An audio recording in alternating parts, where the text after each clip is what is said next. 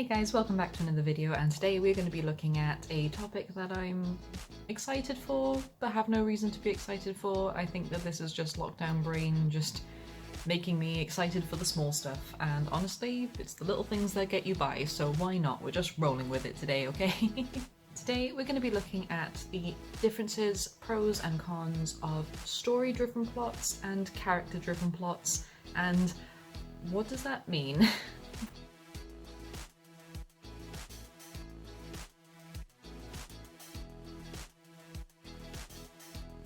That I have the tendency to ramble on and on without any aim, so let's just jump right into it. What is a story-driven plot and what is a character-driven plot? Now, you have your plot, you have your story, you have an idea of where things are going to go, you have an idea of how your story is going to end, you have an idea of how your character is going to develop. So why is there a difference between these plots if it's all your single plot? Does the word plot not sound like a word anymore? No, it does not. So let's look at a story-driven plot first of all. A story-driven plot is when events are happening around your character and your character is kind of taken along for the ride. So all of these big things are happening. Maybe there's a world event going on, maybe there's a government shift, maybe there is an apocalypse going on, you know, big things that don't necessarily just affect your character. These big things just happen to be going on from your character's perspective.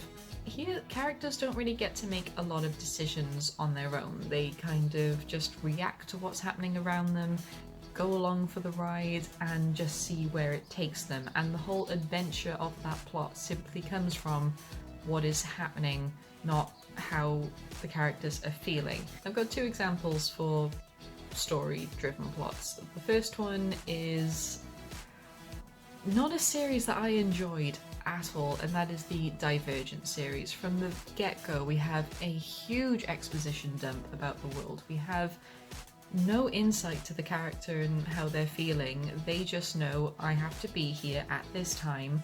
Oh, my test scores didn't come out right. I guess I'm going in this direction now, and everything else is just something happens to the character goes along with it. Something else happens to the character, that character goes along with it. It doesn't have a lot of impact, and because you had this massive information dump at the beginning, you feel overwhelmed, and it just doesn't improve with the rest of the series. Everything just happens to them. You don't see how they feel about it and how it really impacts them, and then when it tries to be deep and emotional, it just comes across as out of nowhere and irrelevant. However, another example of a story-driven plot is one of my favourite babies ever. And if you all know what it is, even by the blinking necklace, it is the first Harry Potter book. And I say the first because that is our introduction to this world. Harry doesn't have a choice in being a wizard. He doesn't have a choice to go to this school. He doesn't have a choice that there just happens to be this big bad dark wizard that is out for his blood. He doesn't have a choice in any of that. He is just told, you are a wizard. He's like, I'm a what? And then off he goes to school. Everything else just kind of happens to him. He doesn't choose to have Malfoy be his nemesis. He doesn't choose that he happens to be good at Quidditch. These things just happen to the poor boy, and he just reacts to them. And I make it sound like it's a really bad way of writing, and I'm not saying that at all. What I'm saying is that it is our introduction to the series, so things happening around him to give him a bit of a push is a good thing here, because when you look at the sequels and how big this thing has spawned, he does start growing up, he does start making choices. He isn't forced to make Dumbledore's army, he chooses to do that. He isn't forced to leave in his 7th year or forced to stay. He chooses to go because he feels like he still has a part to play. The first book is very plot driven. Everything happens to him, he doesn't make anything happen. Even the Mirror of Erised gives him the Philosopher's Stone. I mean, He doesn't just look at the mirror like, give it to me. He just looks in the mirror and then goes, oh, here you go, mate. You know, it's just very, everything happens to him. But it's done in a way that gives you a hint of what's to come, in that he's going to have to start making decisions one day, and that happens very quickly. I mean, from that point on, you know, he chooses to escape with the Weasleys, he chooses to go and hunt for the Horcruxes, he chooses to leave school, he chooses. It's just the first book that is very plot driven. However, now we look at character driven plots, and that is when the character makes the big decisions to push the story forward. They're not waiting for big things to happen to them, they are making those big things happen, and that opens up so many doors for amazing development and character relationships and exciting instances where you feel that you relate to the character somewhat, because you're wondering, what would I do in that situation? Oh, they done this, or I wouldn't do that, but you know, good on you. It's a lot more personal, it's a lot more emotional. Even when their choices are not good choices, even when they're still in learning curves, at least they have the option to learn because they are making choices, and the plot will change depending on that. If they are being told you need to go to point A as fast as possible, and they decide, actually, if I go to point B first, point A will be a lot easier. Suddenly you have this big opportunity where the character has made a choice, and now you don't know what's around the corner because that is not their set path, and yet they're doing it anyway. It just feels like there's a lot more opportunity here. Now we do have another set of examples for this one as well. The first one is my other baby, and again, I've talked about this series so often. That is the Six of Crows duology. Is it even a duology anymore, because there's a few spin-off books that are they involve the characters, but they're not really directed to that plot, but it still kind of fits in. I don't know, but I'm calling it a duology anyway for now. Six of Crows. We learn very early on that the characters are put into this situation, so it does look like it's going to be very story driven. However, where they are now and where they choose to go are two very different things. I mean, Kaz isn't forced to take on this mission, he is given a choice. It's not a very good choice, but he is given one, and he chooses who to take on his team. He chooses every step of this plan, and he chooses to go off and do his own thing every now and again. That's just with him. There are so many other characters to talk about, and they all have minds of their own, and half the time the story is completely derailed because they decided to go and do something stupid, which for them sucks, but for a reader is amazing. Even when choices are taken away from them, they then choose how to react. It's not the story deciding, no, we're not going to let you do this. It's another character choosing, actually, I'm going to try and not let you do this, and the character's being like, well, I choose to give you the middle finger, basically. Another example is Inkheart, and I love Inkheart, I really do. It's one of the reasons why I wanted to be a big writer in the first place, because the imagination and creativity is just insane. However, this is the type of example of character-driven plots where it is very one-dimensional. If we look at our two main characters, if we look at Mo, he has a great drive. His incentive is fantastic. I mean, he has this gift where if he reads a passage from a book, he can read things out into reality, but something has to go in exchange, in this case his wife. Now, he is constantly on the move to try and find copies of this book in order to bring his wife back. Amazing drive. He chooses where to go, he chooses how he wants to handle different situations, and when more characters start showing up, he chooses how to retaliate, which is great. But it is very one-dimensional. It is just, I choose this because wife. Again, a good reason, but that's his only reason. There isn't really much there other than that, whereas his daughter, Maggie, is just this curious child, and she feels like she doesn't have much of a choice because she goes everywhere her dad goes. He chooses where they're moving. So from his perspective, it's very character driven. From her perspective, it's very plot driven because her dad is telling her where to go all the time and she just has to go along with it because of her age. However, that does change as she gets a little bit older and as the story starts progressing. She chooses to go investigate on her own. She chooses to try and do the right thing. She chooses to disobey her father, all things like that. And it does add up to a good story, but both sides are very one-dimensional when you compare it to a lot of others out there. If you were to ask me personally, I would definitely say that character-driven plots are much more fun to read, fun to write, and just all around more in depth and juicy than plot driven, because even though plot driven is fun and you can see so much more of the world, there isn't a lot of emotional depth there and you just don't feel as attached. However, there are pros and cons to both. Now, if we look at the pros of story driven plots, then you get some incredible world building, you get some great structures, you get a magic system if there's magic there.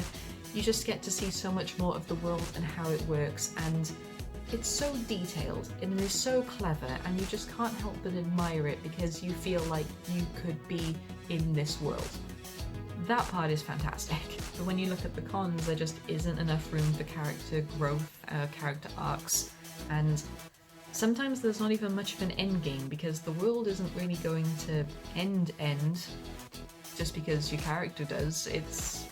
I don't know, it just doesn't really seem to have much of an end game to it, not much of an emotional depth. Everything happens to the character, and the character is just seemingly okay with it and doesn't try to do much for themselves, and that can really take you out of the moment. Then you look at the pros and cons of character driven, and you get these amazing character arcs. You get characters that work off of each other so well. They are strong-minded, they're developed, but you don't see as much of the world because you're seeing things so firmly from their point of view and so firmly how they are trying to change things that it's a very restrictive process. So then comes the really difficult part of trying to find a balance for both, and yes, there can be a balance.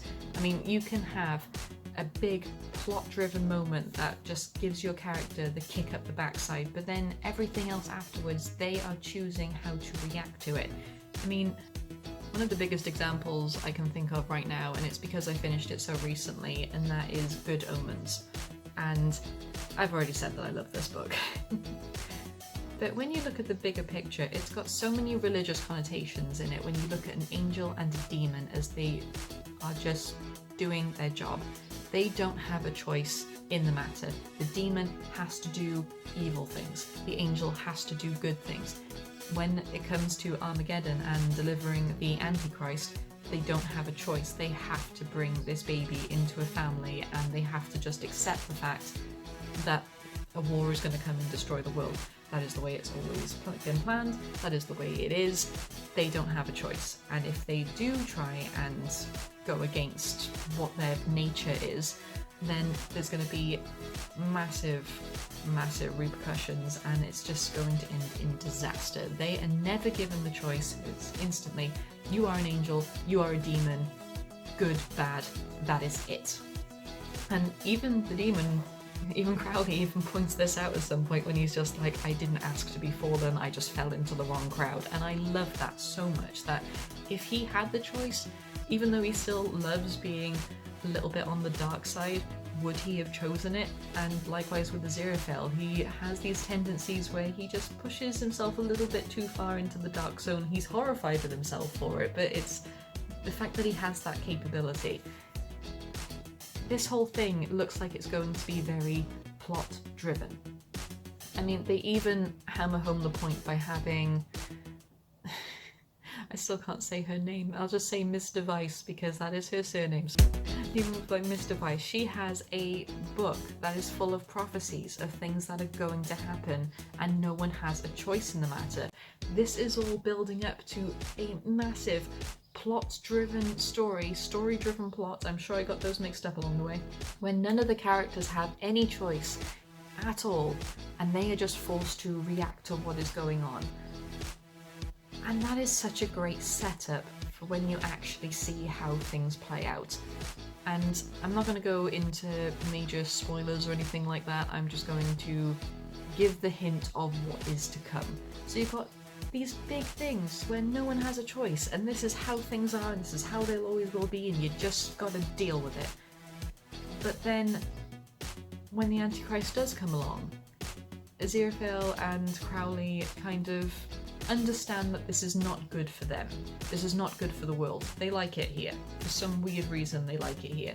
So why not bend the rules a little bit? They choose to make an alliance. They choose to try and interfere in the child's life so that this child remains neutral and not, you know, Armageddon crazy. They choose to try and change fate.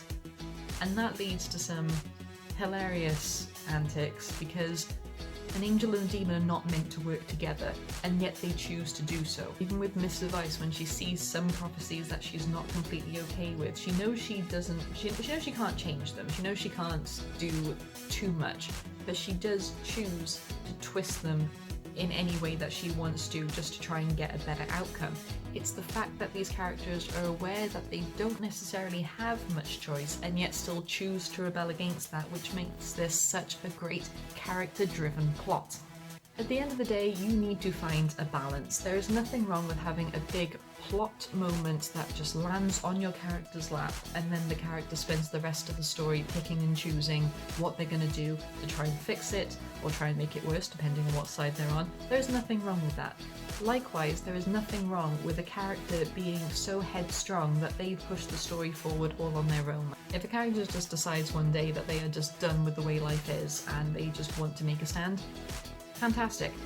There is a balance to everything, and have I found that balance? No. No, I have not. I'll be completely honest with you guys. I love talking about this because it is just such an interesting topic, and you can dissect so many stories to try and figure out what they are at its core. But have I figured out the solid balance of how to make it great? No, I have not. Because we're all still learning here, okay? I've definitely tried to make a balance in my stories, with Branded, for example, which I still really hope gets published later this year because I really want you guys to read it. But being branded, and I won't explain fully what that means because spoilers, but being branded, they don't have a choice. That is something that has been in their bloodline for God knows how long. That is what they are. They do not have a choice. However, how they choose to go about it and how they choose to react to demons and, you know, possibly the end of the world, who knows, how they choose to react and plan, that is all on them. And I'm trying to find that balance where the plot's still happening, the plot's still like, you know, you're on a time limit, but they're choosing how to spend that time.